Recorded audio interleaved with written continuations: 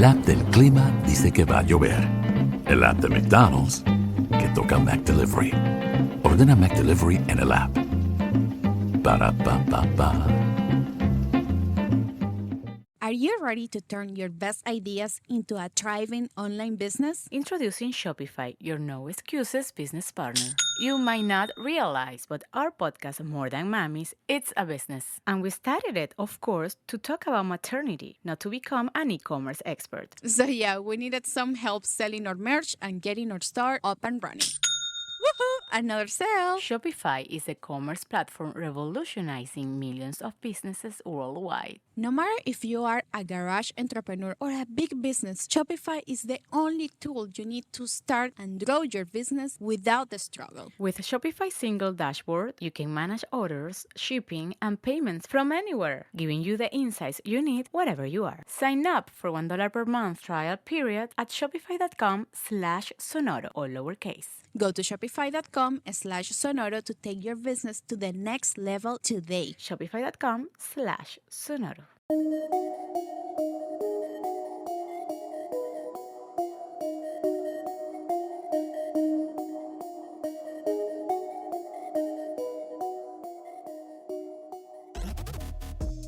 It's the day after the election.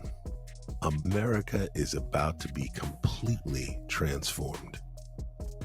And we decided to go back and listen to the episode that we won a Gold Signal Award for, which has a lot to do with the results of this election.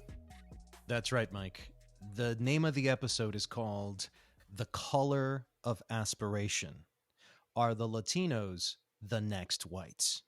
And this is an episode from April 19th. And for our hardcore listeners, you probably already heard it. Efren Perez, who wrote the article in Newsweek, Why the Politics of Republican Latinos Suggests They Want to Be White, was our guest. And what you're going to hear in this episode in particular is the full breakdown of what we had already seen coming for months. Now, this episode was recorded in April. It's now November 6th. So this has been happening for years. And Mike, we caught it. I asked you about it. I think we should do this episode. And the judges at the Signal Awards felt that this was the conversation to have within cultural circles in America right now. That this episode really offers a deconstruction of why Latinos voted for Trump in the way they did. You mentioned that hardcore listeners will probably have heard this episode. I say listen to this episode again and listen to it in the context of where we are right now, November 2024. And when you look at the stats, 45% of Latino men and 61% of Latino women voted for Trump, and you wonder why, or maybe you're not even sure if you're one of those people who did it. This really does deconstruct, as you said, Jack. This episode almost seems prophetic when I listen back to it. Absolutely. So listen, before we listen to the episode, I really just quickly wanted to get your thoughts. As a Black man in America, how are you feeling about a new Trump presidency? Well, as a Black man, there's so many aspects to be accepted into white dominant culture. You have to let go of a lot of your culture. The idea that Black men, that there were Black men, any Black man that would vote for Trump, I don't understand. 92% of Black women voted for Kamala. But for Black men, that 20% of Black men, it's regressive. And I think there's two big problems. One, any Black man that would feel that they have to, and Ephraim breaks it down because I ask him that question, why the mystery of the Black Republican. And those, and there are many within the Black community, I'm somewhat embarrassed to say, who just felt it doesn't matter. I'm not going to vote. I don't want to go for either one. And they sat it out. Because if you look at the statistics, there are at least 15 million less people that voted this time than they did in 2020. Well, for me, Mike, in particular, as a Latino, I woke up with, first of all, confused, and damn it, man. on the ballot here was Latino immigrants versus American Latinos. And let's cut to the damn chase of it. That's the cold hard truth, folks. What was on the ballot was Latino and multicultural classism. But I think what trumps racism, pardon the pun, is sexism. And I think that there are black men that wouldn't vote for a black woman. And there are a lot of white women who just did not vote for a black woman either. So you've got the combination there of all these factors that led us up to where we are right in this moment. As I think about this, Mike, I feel like there's a few things that are about to happen. Okay, first of all, this presidency has essentially created a brand new blank canvas, so to speak, about multicultural relations in America. Or lack thereof. See, but that's the thing. Is it? Because you and I are brown and black men that, quote unquote, statistically voted for Trump. And we're telling you guys right now, we did not vote for Trump. Yet we're brown and black men. So how do you explain that? Oh, could it possibly be that there's a whole other group that doesn't vote for Trump, that doesn't believe a lot of the BS that he said he's going to do? I got to see it to believe it. Because he didn't deliver in 2016. Yo, a lot of Latinos go down to the wall at the border and they go, yo, here's the wall that Mexico was supposed to finish, and they never did. You never repealed Obamacare. This dude has a terrible track record. Now, I get it. You had issues for whatever reason with the Democratic candidate. But Mike, the Pandora's box that was unleashed with Latinos and blacks are something we need to deeply explore in the next several episodes. And I think it begins with this one. Today, we're speaking with Efrain Perez. He's a professor of political science and psychology at UCLA, and he holds a PhD from Duke University and focuses his research on race, ethnicity, politics, and society. But he recently wrote a very provocative article in Newsweek. Title of the article is Why the Politics of Republican Latinos Suggests They Want to Be White. In it, he argues that some Latinos' whiteness is not about race, but about ideology, a white ideology that places power, privilege, and dominance above all else.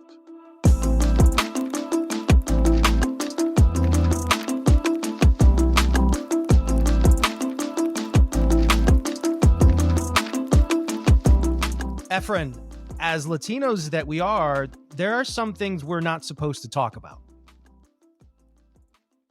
And we're not supposed to talk about the shit that makes us Latinos, that dark stuff that we have inside of ourselves. The stuff that you're opening up like a can of worms, like a Pandora's box on Newsweek. So I was like, all right, I got to check this article out, because Mike and I have dedicated basically 3 years on the illusion that there is this sense that Latinos really want to be white, but don't say anything. Don't say anything, because we're supposed to play the brown card. And Mike and I have already showed moments in pop culture history where this has happened, where Latinos change their names in Hollywood, where they conceal their heritage for an audition for Michael Bay. For John Leguizamo, I can't get that much sun because I need to keep my whiteness. The article that I'm talking about is the Newsweek article called Why the Politics of Republican Latinos Suggests They Want to Be White. In it, you argue that some Latinos are attracted not to the idea of becoming white, like Sammy Sosa from the Dominican Republic, who bleached his skin. And we all mock that. But you're like, that's not it, because everyone would laugh at us, Jack. You don't bleach your skin. Here's what you do. You bleach your mindset. And you argue that some Latinos are attracted to the idea of whiteness as an ideology that demands hierarchy and domination. Efren, can you expand on what you mean by whiteness as an ideology as opposed to the conventional wisdom of race? Thanks again for having me on. I'm a political psychologist by training, right? So I study what professional nerds call intergroup relations, right? How white people and various peoples of color do and don't get along in various settings, but in the US in particular. I had been reading a lot of articles highlighting this support for Trump, which is small, but real. They don't want to be Latino as it's commonly construed, which, if I had to boil it down, means that you're unapologetic about your heritage, your political interests and aspirations look like those more of African Americans, and so do your life chances. That's actually what Latino Republicans are reacting to. And you only get two options in politics. You get Democrats or Republicans, and Republicans are the party that basically says, you see Black people out there? They're actually the tip of the iceberg. It's related to all this other stuff that you don't like. Transgender politics, feminism, anything that smacks left of center. And so when I'm saying that they want to be white in an ideological sense, what I'm saying is they are subscribing to the idea of being a part of this organized group that is saying, not only should we be keeping these kinds of individuals out of mainstream life, marginalized, subordinated, I want to help you do that. I want to enforce that inequality. And where does this come from? At a more fundamental level, really what we're talking about are personality differences in some ways. We all vary on a lot of dimensions, and two of the dimensions that matter here are, what is your preference for relationships with groups in general? And some people want more inequality between groups. They think there should be better groups, lesser groups, and then there's people on the opposite end of that same personality difference that says, no, we should have more equality between these groups. That's called social dominance orientation. That individual difference, the more you have of this, the more you want to enforce inequality in society. These are the enforcers to a drug cartel. They're the ones saying, this is how we're going to run things. You belong in the bottom.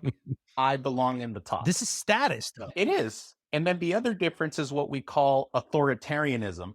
It's not a pretty name, but it really boils down to a preference for uniformity. You like things to generally be the same, and conformity. You want everyone to generally be alike. Personality doesn't know hemispheric differences. It doesn't know if you're Latino or not, if you're white or not. And what's happened in the last sort of 7 years, beginning with Donald Trump, these personality differences were just laying in the dark, waiting to be activated. And what the former president did is he organized the entire party around themes that have to do with hierarchy and with homogeneity.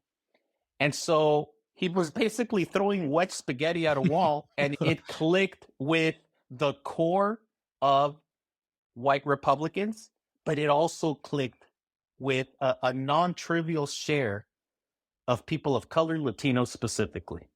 And the thing that's amazing is if you talk to people, they'll tell you things like, oh, well, I don't think it's right for gays and lesbians to get married.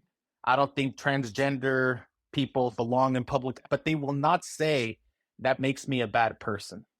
And all I was trying to do with that article was say, look, the reason that the Republican brand is so attractive to these non-white individuals is that they share in that ideological view that there are better people, more deserving people, and lesser people, less deserving people. We used to call this values. We used to say, oh, no, no, no. You know, I'm not anti-gay. It's just I'm highly religious. And I'm here, and I'm here to tell you it's deeper than that. It's deeper than that. Religion is just a rationalization. It's a way that we make ourselves not feel bad for having those kinds of opinions, because psychologically that's distressing. The main point is we all know that the category white has expanded and narrowed across the centuries, and we are living in a moment awash in data where we can show you it's going through some expansion right now. I mean, in the past, like 125 years ago, we used to think of Jews and Italians as basically like another minoritized group, and now they are white. So it's not their skin color. I don't know what the focus is on, like, well, they're from Western European and so they're a little bit lighter. No. Those groups too, in the 40s, in the 50s, were spearheading anti-Black efforts. They learned how to say the N-word as a way to show other white people, hey, we're just like you. We don't like them either. And so it is happening again. And I just wish that there was more attention to sort of the gravity of the moment, especially for the Latino community, because I think one of the big things coming down the pike here is once the immigrants are here, what happens to their children and grandchildren, right? Are they going to say, you know what, as much as things are better for me here than in the homeland, my general quality of life looks much more similar to Black people and others? Or are you going to say, I can acknowledge that's my social position, but I want something better. And in order for me to get something better, I got to distance myself from these other groups. And that's sort of one of the big questions in terms of assimilation is which direction are you and your kids going to go through? And that was it. I got frustrated with what I was reading. And I thought, okay, I'm gonna put out this test balloon and then now collect additional data, run more studies. But the point is very simple. This is about power. This is about your position in society. And this is really about, do you want to continue to be a minoritized community or not? And I'm of the mind, as you could probably tell from the flag behind me, that you can do both. You can stay true to your heritage, pluses and minuses, but you can also play politics that is more, I don't know, for lack of a better word, more inclusive. A lot of your article was really focused on Latino Republicans. We had John Leguizamo on the podcast, and when we asked him about Ted Cruz and Marco Rubio, can you please explain Hispanics for Trump for me? Can you please explain Ted Cruz? That's like Roach's Rubio? Parade. That's all I can tell you. I find Latin Republicans for Trump disgusting. I mean, I don't mind Latin Republicans, but for Trump, these two Latinos, that the last thing they represent in their body language, in their language, is Latino. So I'm going, right, stop playing the Cruz card for Latino groups. Stop trying to speak Spanish like you care, like you speak it at home. You're not a real Latino, right? But what the hell is like a real Latino today? I think we're redefining that. You're asking us to redefine race as well. But what about Latino Democrats? I have a feeling, Efren, that article should have also included them, because there's a majority silent bunch that also wants to be white. So, you know, I actually do have a little bit to say on that. And that part, that is an actual line of work in my research lab at UCLA, which is under what conditions do Latinos in particular feel motivated to express anti-Black prejudice, anti-Black hostility? Nuri Martinez. Exactly. And the way that this happens is Latinos as a immigrant origin population, right? One of the attractions to being in the US is buying into being an American, the American dream. You get mobility, you get stability. And what we found and what we argue is that Latinos lay a claim to being American, And this includes Republicans and Democrats. But that claim is very tenuous. They're actually positioned on the edges of what it means to be American because they don't fully have white skin. Their command of English might not be great. And or look, they're just not white, period, in a traditional sense. And so what we know from psychology is that people who are members of a group, but who are stationed along the edges of that group, they are very sensitive to sharpening that line between the group they belong to and the group that they are being contrasted against. Mm.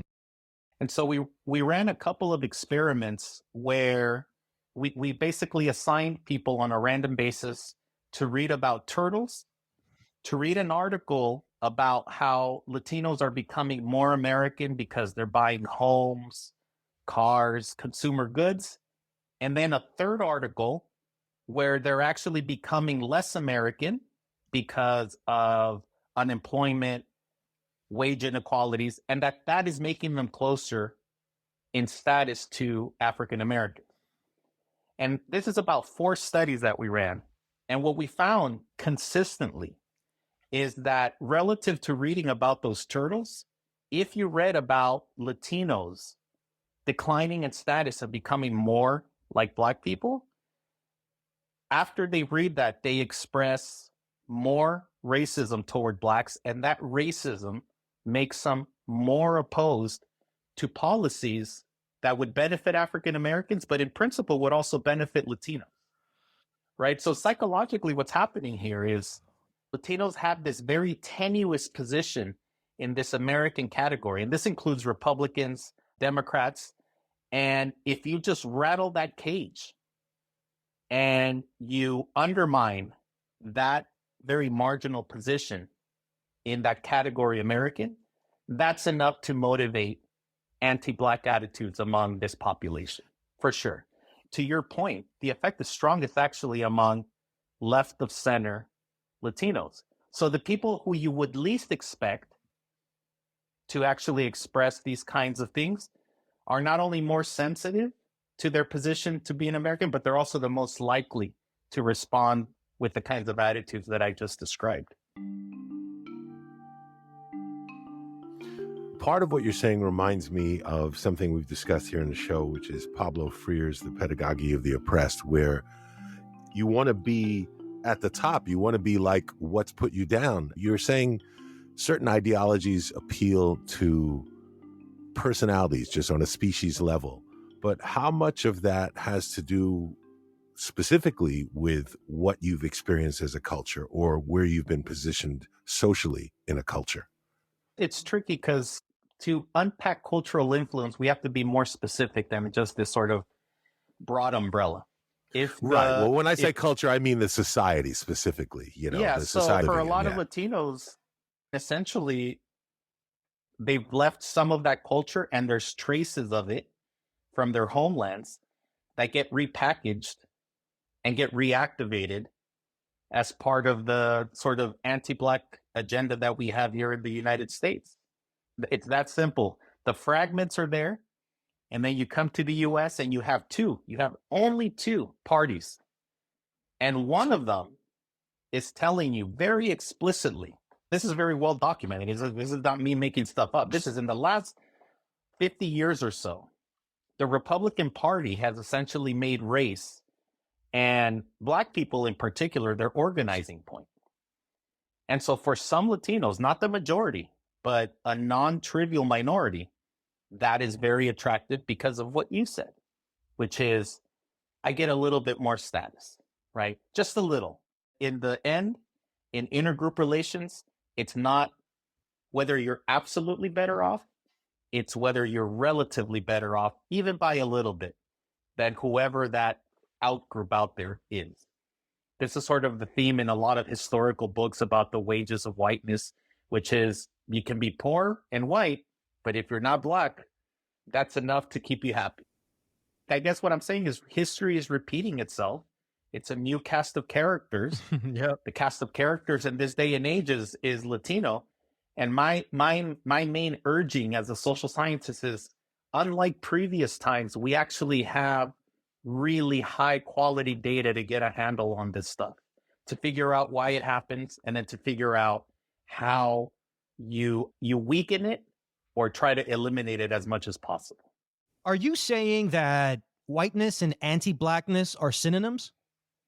No, they're not synonyms. If you think about race relations in the US, but this is any society that is racially diverse, we have these various groups, both white and non-white, that are arranged pretty neatly in people's minds in a very clear pecking order or hierarchy. And that pecking order has two poles or positions. One of them, which is the one that gets a lot of airtime, is the white supremacy pole. So this is the acknowledgement that white people, on average, have more status, more power, more mobility, more privilege than Black, Latino, Asian, any other group. But the other pole that matters here is the anti-Black pole. And this is why a lot of what you're interested in and what I'm interested in matters so much. Yes, Latinos and other minorities, some of them are attracted by wanting to lay claim to being white, however tenuous that grip is. But they're also highly motivated and pushed in that direction by a motivation to not be Black or be confused with Black. And so what I want to highlight here is that's not the majority, but it is a non-trivial minority. We can identify people. We know them. We see them. We interact with them. It's growing. Well, it's definitely growing. At an alarming rate. I just read the New York Times just 6 days ago. Trump's support amongst Latinos grows. 15% is the electorate. 46% right now, the polls, are voting for Trump. We're getting closer to having more than half of the population vote Republican, which is a hint of what America's going to look like in 20, 30 years in the next generation. What are the long-term consequences for Latino identity if more Latinos adopt a whiteness ideology? I'll say two things. So the first thing is that in terms of the breakdown for Latinos and their partisan allegiance, the figure has been for the last 40 or so years where we have high quality data. When I say high quality data, data that allows you to say with some narrow margin of error what a given statistic is. And in this case, 2 out of 3 Latinos for the last 40 years are actually self-identified Democrats. That means that 1/3, when I keep on referring to this non-trivial minority, 1/3 has been and continues to be Republican. So what is going to be disappointing in what I say is that those dynamics change very slowly. And it's not a Latino thing. This is just the way partisanship works. Partisanship, your partisan identity, whether you're a Democrat or you're a Republican, once you pick it up, once you develop it, it's very sticky. It's very hard to change. So just think of it as a slow moving average over time.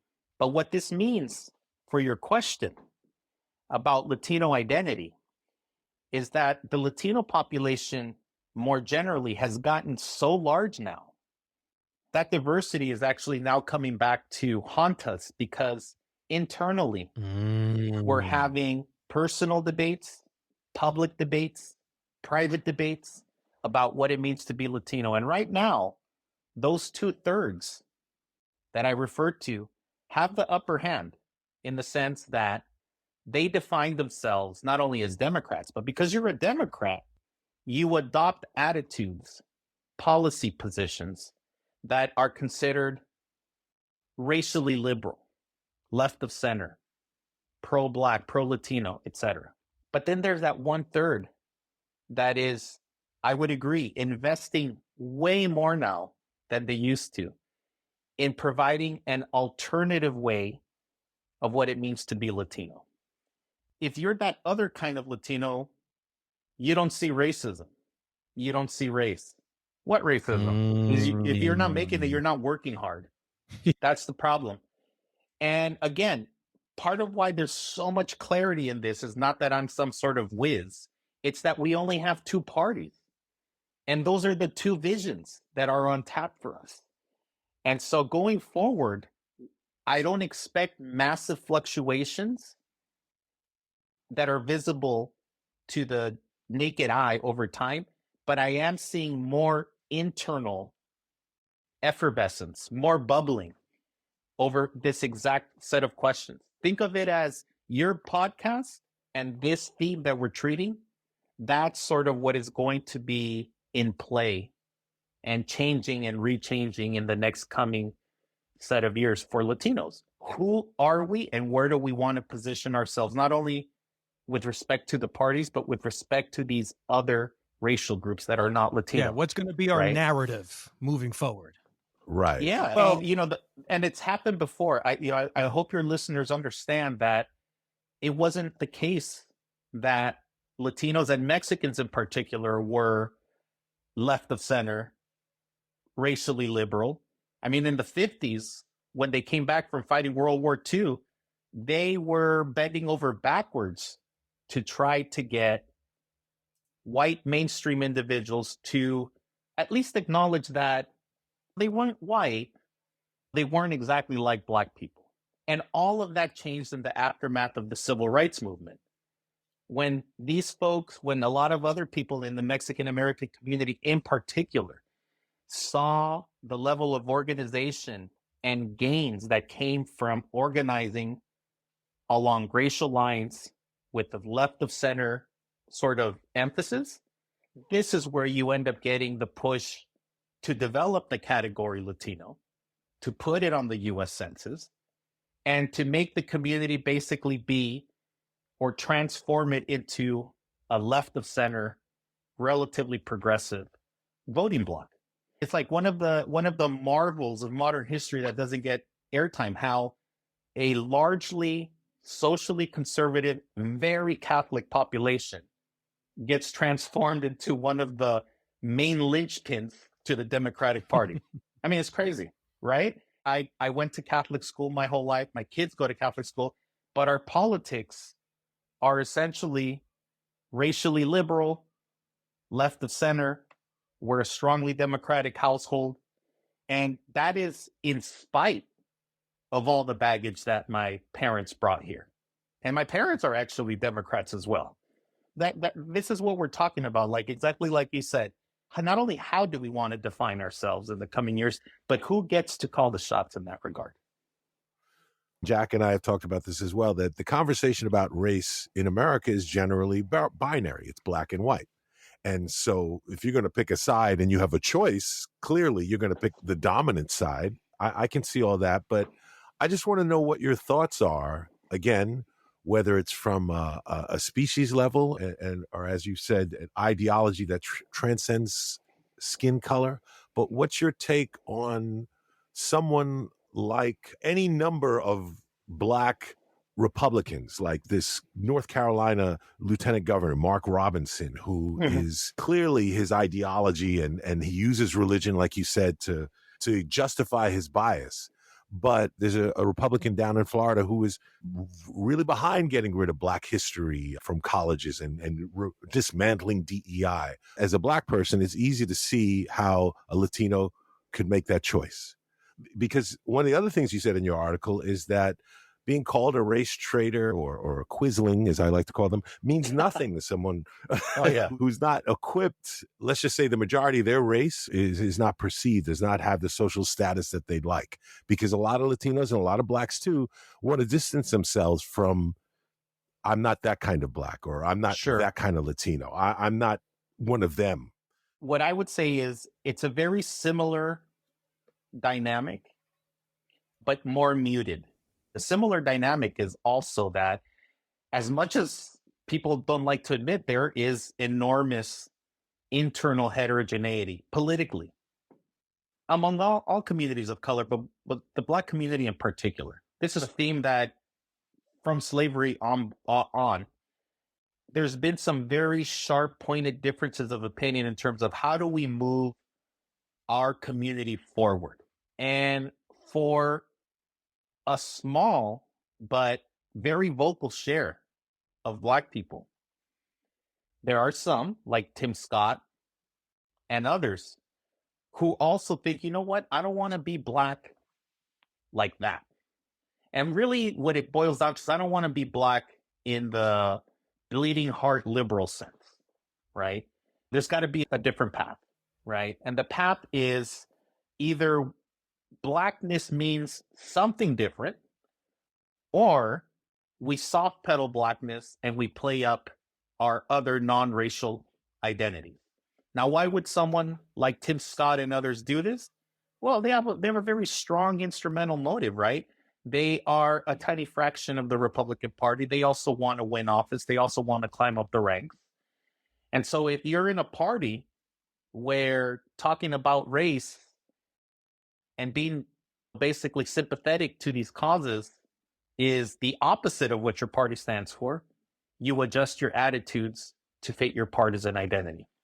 Now, the other part I wanted to say is, why does it feel more muted among Black Americans, especially in comparison to Latino? You mentioned, I could totally see why some Latinos do this. I have a harder time thinking why or what compels Black people to do this. And the reason that you have a difficult time, and that a lot of people have a difficult time imagining why Black people would have this turn toward Republicanism, is that unlike Latinos, unlike Asian Americans, Black people as a community, as a group, have incredibly strong social norms that they enforce among their members. And so what that means is you can have a difference of opinion. You want to be more conservative? You're welcome to be more conservative, but you're going to get shunned. You're going to be ridiculed. You're going to be ousted. And that's why Tim Scott is hanging around with Donald Trump and not around other fellow Republicans in droves. That social sanctioning is incredibly strong. It's actually part of why 9 out of 10 Black Americans are Democrats, right? The fact that they're Democrats doesn't mean they don't have differences of opinion. It means that they've decided collectively as a group that, look, we're going to cast our lot with this party. It might not be the best, it might not be optimal, but it's certainly better than the Republican alternative. This work is by 2 Black political scientists, one who's at Princeton now, Ishmael White, and Cheryl Laird, who's at the University of Maryland. And they've done an extensive amount of work just to show how social sanctioning works to keep basically Black republicanism at bay. Wow. Well, what I was going to say was, then does this apply to the Afro-Latino then, who's also Black? And then what do you say about the Dominican? The Dominican looks to the left and he sees Haitians. He sees Black. And then he looks to the right and he looks to his Spaniard conquistador man in a horse, in a uniform, from Europe, white. Now the Spaniards are leaving. We're leaving the Dominican Republic. We're going to leave you alone. And they have to decide at that moment whether they want to be Black or whether they want to be white or whether they want to be them. And so when you ask a Dominican, they're like, yeah, I'm Dominican. They don't accept their Blackness. So is that anti-Black? How does that play into Latino identity? Do they think they're white? All Latinos, all groups, but I'm going to focus on Latinos. All Latinos are nothing more than a collection of various attributes. And socially and politically, we've decided that what gets to define who Latinos are is someone like me. Second generation, that is, my parents came to the US, Mexican American, because we're the majority, we're the plurality of the community, and US born. So for a lot of Afro-Latinos, part of the reaction is, I know I'm Latino, I know I'm from Latin America, I can lay claim to that, But I also understand cognitively and psychologically that what it means to be Latino in the US is essentially Mexican American. Their alternative is there somewhere else for some of those individuals who don't want to feel isolated, disconnected to the Latino community as defined? There is arguably the Black community for them, right? Under some circumstances, they probably cast their lot with them. But when the discussions turn to or shine the light on internal dynamics, that's where you get a lot of seemingly Black people being anti-Black. And it shouldn't be a paradox because it all depends on who you're comparing yourself to. If you are in a set of groups, even within the Latino community, and your comparison point is Mexicans, it's probably more likely that you're going to cast your lot with another group that's not that. But in discussions where they're political, where there's only two alternatives party-wise, then that might look more like, I think I'm going to go the way of the Republicans, because at least Republicans don't talk about Latinos in the way that I have a distaste for. So this goes back to this issue of heterogeneity or diversity internal to the Latino community. And through accidents of history and politics, right now in the US, that's how Latino gets defined in general. I'm not saying I agree with it, but demographically and in terms of available data, that's a reality. And that's why people have a strong reaction to it. This is why you can get Latinos to be anti-immigration in a sense, because they'll say, oh, yeah, I'm not Central American, or in previous years, I'm not Mexican, because all of a sudden your point of comparison is this other Latin American group. My last question to you, Efren, is this. Towards the end of the article, you suggest that there's a shaming that goes on, that public shaming of these traitors, these Latino Republican traitors. Quislings. Quislings, that's right. That won't work. That's not gonna cut it, because they don't see Latinos as a group that's facing discrimination. And that's the part that I was like, what? So do you feel that, that these people truly don't see that we're struggling, underrepresented, that they ignore all the data, and that if we shame them publicly on social media, you shouldn't do that, you should speak some Spanish, you should be more Latino, stop being so damn white passing, that's not going to work. So if that's not going to work, what is going to work? Yeah, that's a great question. The reason that it won't work, and what I couldn't get into in the essay, is that criticism is falling on deaf ears. It might make them feel socially awkward, but it's not going to undermine, and in fact is going to validate what they already think about their co-ethnics, which is, oh man, you guys have it all wrong. The reason that your life chances are still miserably low relative to other people is because you're yapping about all your struggles, you're playing the victim card, and you just need to work hard. That's their frame of mind. And yes, to your point, do they believe this? I've asked myself this question too. They do believe it. The same way that we believe that things aren't so rosy for the Latino community in general. So what does work for them? Quit focusing on the outliers, visible as they may be, tempting as it may be, and focus your energy on organizing, mobilizing the 2/3 that is already convinced, but doesn't have the time to vote, doesn't have the time or resources to make their perspective felt. Do you see what I mean? Like, I think we lose out in some ways to these characters who are numerous, but they're not the majority because they're on TV. They're pushing that message. They're more committed. They're more committed to their ideology And than the imagine majority if the is. minority And Latinos were as committed as these characters. It's just being organized. It's just getting your And we lack message that. out there. We lack that. Building on what you're saying and what Jack asked you, the name of the show is Brown and Black. And I'll be honest, until I started doing this show with Jack, I grew up in New York. So when I think Latino, I think Puerto Rican. Right. I don't necessarily think, if I were in Florida, I'd probably think something else, Colombian. If I lived in LA, I think Mexican. But to me, some of my best friends are Puerto Rican and Dominican. I live in a mostly Dominican neighborhood. In many ways, like I did not realize there was this amount of animosity within the Latino community towards Black people.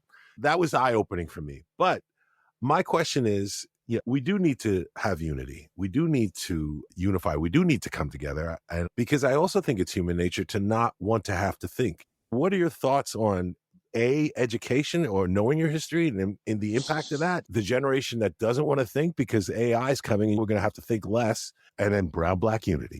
Okay, so man, you saved the meaty part for close to the end, but I'll try to be brief because this gets to the core of what I do. Take your time.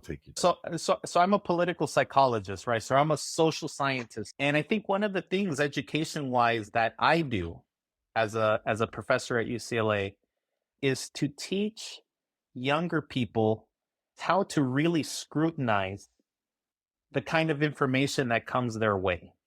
What I see in a lot of young people is just passing acceptance because a professor said it, some social media personality said it, a sports person said it, someone on the news said it. And I'm not saying that they have to be skeptical for the sake of being skeptical or being like a pain in the ass. What I'm saying is they can learn how to and be taught how to evaluate the quality of claims. Right? Is this something that just sounds true? Or is this something that is extensively supported by systematic studies, historical analyses, et cetera, et cetera? We're too gullible. And you'd be surprised. Students are willing to sort of learn that if you show them the value outside of the classroom for something like that, right?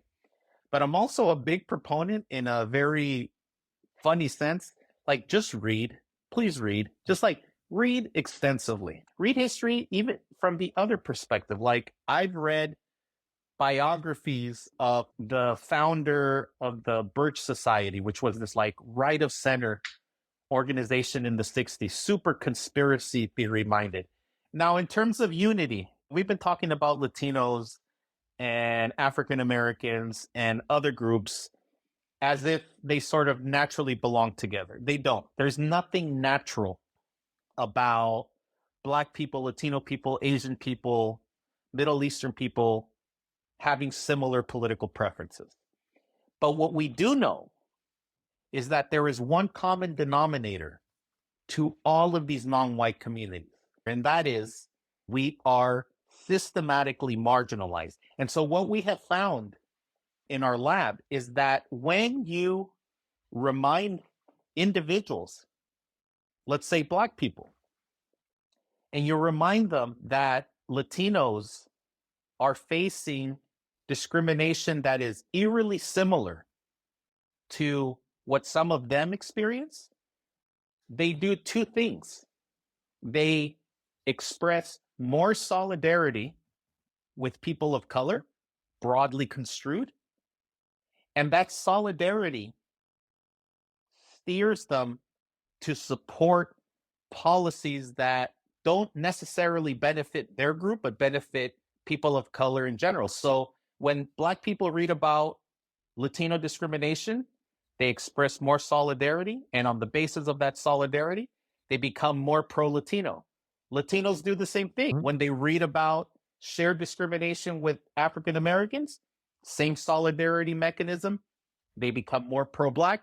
Asian Americans do this, and so do Middle Easterners and North Africans.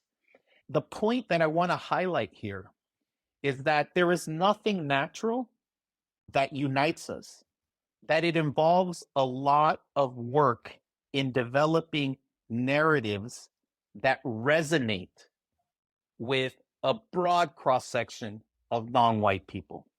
Yes, it wasn't slavery for both groups, but essentially blacks were leaving Jim Crow and Mexicans were leaving being peasants in the countryside. I was like, why don't you guys talk about this? It's not the same thing, but it is similar. And it just has to resonate. It doesn't have to be 100% wrinkle free. It just needs to, people need to say, hey, you're right. You're right. Soul food is like Mexican food in the sense that you use every part of the goddamn animal, right? It's that kind of stuff. Well, listen, we're going to vote for you when you run. Yeah. You run on that platform, and we're with it. Why the politics of Republican Latinos suggests they want to be white. You can read it right now on Newsweek. Efren, once again, man, thank you very much for being on the show and enlightening us. You bet.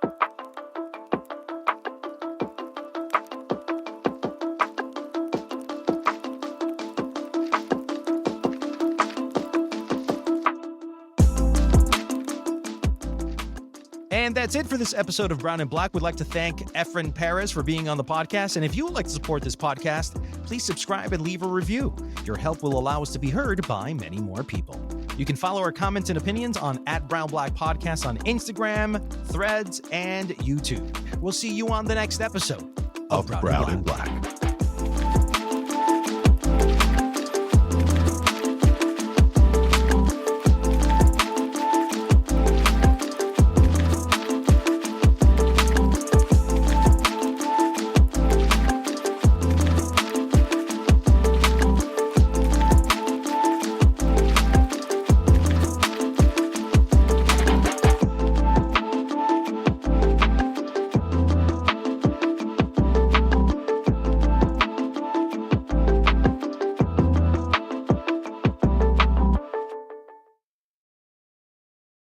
Whenever you're online shopping through your favorite businesses, whether that be Alo or Gymshark, and you get the rush of adding something to your cart and heading to checkout, so rarely do you ever think about the business behind the business. The business that makes selling so easy and for shoppers, buying so easy. For millions of businesses, that business is Shopify. It is home of the #1 checkout on the planet. With Shop Pay that boosts conversions up to 50%, meaning there is way less carts going abandoned and way more sales going up. So if you're into growing your business, your commerce platform better be ready to sell whenever your customers are scrolling or strolling on the web, in your store, in their feed, and everywhere in between. Businesses that sell more sell on Shopify.